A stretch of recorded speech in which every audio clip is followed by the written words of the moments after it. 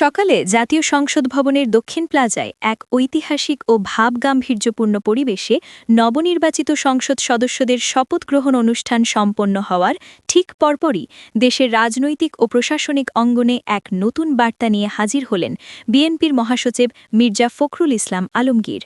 প্রিয় সরকারি চাকুরিজীবী ভাই ও বোনেরা, আজকের সকালের আপডেট নিউজে আপনাদের স্বাগতম। যারা আমাদের চ্যানেলে নতুন তারা এক্ষুনি চ্যানেলটি সাবস্ক্রাইব করুন, আর হ্যাঁ, অবশ্যই কমেন্ট করে জানাবেন আপনারা কে কোন জেলা থেকে আমাদের ভিডিওটি দেখছেন। তবে চলুন কথা না বাড়িয়ে আজকের সর্বশেষ সংবাদটি জেনে নিন। আজ সকালে জাতীয় সংসদ ভবন এলাকা এক বিশেষ মুহূর্তের সাক্ষী থাকল এবং এই শপথ গ্রহণের মধ্যে দিয়ে নবনির্বাচিত এমপিরা তাদের সাংবিধানিক দায়িত্বভার গ্রহণ করলেন। আর এর সঙ্গে সঙ্গেই দেশের রাজনৈতিক অঙ্গনের প্রেক্ষাপট সম্পূর্ণ নতুনভাবে রচিত হল।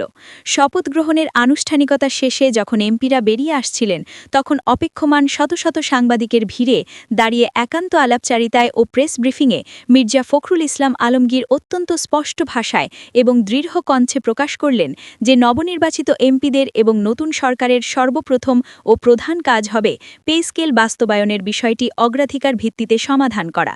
তার এই ঘোষণা মুহূর্তের মধ্যে টক অফ দ্য কান্ট্রিতে পরিণত হয়েছে। মির্জা ফখরুল ইসলাম তার স্বভাবসুলভ শান্ত অথচ দৃঢ় ভঙ্গিতে বলেন, আজকের এই শপথ গ্রহণ অনুষ্ঠান শুধুমাত্র একটি সাংবিধানিক আনুষ্ঠানিকতা বা রুটিন ওয়ার্ক নয়, এটি দেশের লক্ষ লক্ষ সরকারি কর্মচারী ও কর্মকর্তাদের জন্য একটি অত্যন্ত গুরুত্বপূর্ণ ও পবিত্র প্রতিশ্রুতির বাস্তবায়নের সূচনালগ্ন। আমাদের দলের এবং সরকারের মূল লক্ষ্য হল প্রশাসনের সকল স্তরের সরকারি কর্মকর্তা এবং কর্মচারীদের জন্য একটি মানবিক ও ন্যায্য বেতন কাঠামো নিশ্চিত করা, যা তাদের জীবনযাত্রার মান উন্নত করবে। পে স্কেল বাস্তবায়নই সেই অঙ্গীকারের মূল ভিত্তি এবং এটি সরকারের প্রথম ১০০ দিনের কর্মসূচির শীর্ষে থাকবে। তিনি আরও যোগ করেন যে আমরা আশা করি এবং নির্দেশ দিচ্ছি যে সংশ্লিষ্ট মন্ত্রণালয়, বিশেষ করে অর্থ মন্ত্রণালয় ও জনপ্রশাসন মন্ত্রণালয় এবং পে স্কেল বাস্তবায়ন কমিটিগুলো দ্রুত তাদের কাজ এগিয়ে নিয়ে যাবে। নতুন সংসদে আমাদের প্রথম অধিবেশনেই পে স্কেল সংক্রান্ত প্রস্তাবনাগুলো দ্রুত কার্যকর করার জন্য বিল বা সিদ্ধান্ত গৃহীত হবে। এটি দেশের অর্থনৈতিক কাঠামোকে দীর্ঘমেয়াদে স্থিতিশীল করবে এবং প্রশাসনে গতিশীলতা ফিরিয়ে আনবে। ইতোমধ্যেই নতুন সরকারের ছায়া মন্ত্রিসভা বা নীতি নির্ধারণী ফোরাম থেকে জানা গেছে যে নতুন অর্থমন্ত্রী হিসেবে যিনি দায়িত্ব নিতে যাচ্ছেন, তিনি ইতিমধ্যেই নতুন পে স্কেল বাস্তবায়নের জন্য দাপ্তরিক প্রস্তুতি শুরু করে দিয়েছেন এবং ফাইল তলব করেছেন। সরকারি বিশ্বস্ত সূত্রের খবর অনুযায়ী প্রাথমিকভাবে উচ্চপদস্থ কর্মকর্তাদের বেতন কাঠামোর পাশাপাশি মাঠ পর্যায়ের ও নিম্ন গ্রেডের সরকারি চাকুরিজীবীদের গ্রেড অনুযায়ী বেতন নির্ধারণের কাজ অত্যন্ত দ্রুত গতিতে চলছে। দেশজুড়ে টেকনাফ থেকে তেঁতুলিয়া পর্যন্ত বিস্তৃত সরকারি অফিসের কর্মচারীদের মধ্যে নতুন সরকারের এই তড়িৎ পদক্ষেপকে অত্যন্ত ইতিবাচকভাবে গ্রহণ করা হয়েছে এবং তাদের মধ্যে এক ধরনের উৎসবের আমেজ বিরাজ করছে। অর্থনৈতিক বিশেষজ্ঞরা মনে করছেন এটি শুধু সরকারি কর্মচারীদের ব্যক্তিগত আয়ের বিষয় নয়, বরং এটি দেশের সার্বিক অর্থনীতির জন্য দীর্ঘমেয়াদে ইতিবাচক প্রভাব ফেলবে। যখন কর্মচারীদের হাতে টাকা আসবে, তখন বাজারে ক্রয় ক্ষমতা বাড়বে এবং অর্থনীতি সচল হবে। বিশিষ্ট রাজনৈতিক বিশ্লেষকরা এবং বুদ্ধিজীবীরা বলছেন, শপথ গ্রহণের সঙ্গে সঙ্গেই কোনো কালক্ষেপণ না করে পে স্কেল বিষয়ে নজর দেওয়া এবং সুস্পষ্ট ঘোষণা দেওয়া নতুন সরকারের প্রশাসনিক স্বচ্ছতা এবং একটি জনকল্যাণকর দৃষ্টান্ত স্থাপনের লক্ষ্যে একটি অত্যন্ত গুরুত্বপূর্ণ ও সাহসী পদক্ষেপ।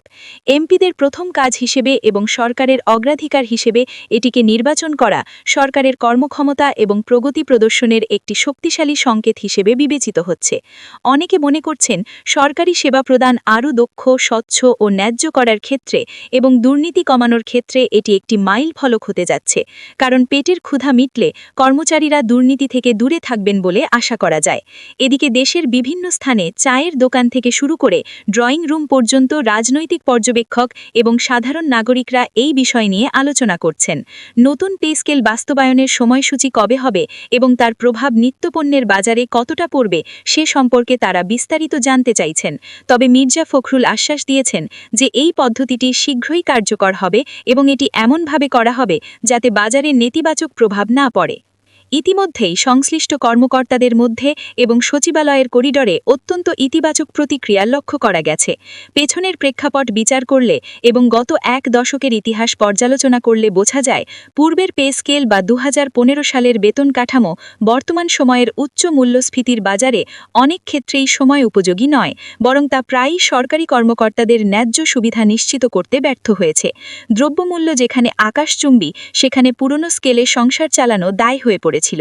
নতুন সরকারের এই পদক্ষেপ সেই শূন্যস্থান পূরণ করে কর্মচারীদের মনে নতুন উদ্যম সৃষ্টি করেছে। মির্জা ফখরুলের বক্তব্য অনুযায়ী এটি শুধু একটি আর্থিক বিষয় বা টাকার অঙ্ক বাড়ানোর বিষয় নয়, এটি কর্মচারীদের আত্মমর্যাদা এবং দেশের অর্থনৈতিক স্বার্থ সংরক্ষণের একটি বৃহত্তর বিষয়। নতুন পে স্কেল বাস্তবায়ন আমাদের সরকার ও প্রশাসনের জন্য একটি গুরুত্বপূর্ণ অঙ্গীকার এবং এটি ভঙ্গ করার কোনো সুযোগ নেই। শপথ গ্রহণের পর রাজনৈতিক মহলে এবং বিরোধী দলগুলোর মধ্যেও এ বিষয়ে ব্যাপক আলোচনার জন্ম হয়েছে।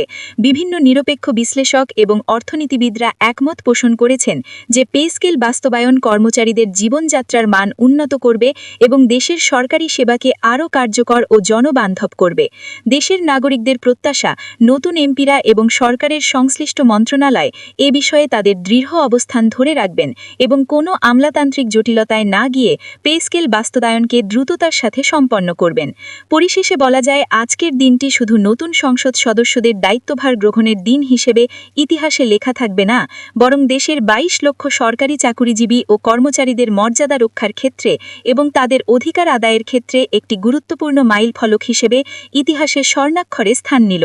শপথ গ্রহণের মাত্র কয়েক ঘণ্টার মধ্যে এবং কোনো প্রকার আনুষ্ঠানিক মন্ত্রিসভা বৈঠকের আগেই পে স্কেলের বিষয়টি কেন্দ্রীয় আলোচনার শীর্ষে উঠে এসেছে, যা দেশের রাজনৈতিক ও অর্থনৈতিক অঙ্গনে একটি অত্যন্ত ইতিবাচক ও আশাব্যঞ্জক বার্তা বহন করছে। এই বার্তার ফলে প্রশাসনে যে স্থবিরতা ছিল তা কেটে যাবে এবং নতুন উদ্যমে দেশ গড়ার কাজ শুরু হবে বলে সবাই আশা করছেন। ভিডিওটি খুবই জরুরি, তাই দয়া করে সবার সাথে ভিডিওটি শেয়ার করতে ভুলবেন না। আর নতুন ভিডিও আপডেট পেতে এক্ষুনি চ্যানেলটি সাবস্ক্রাইব করুন।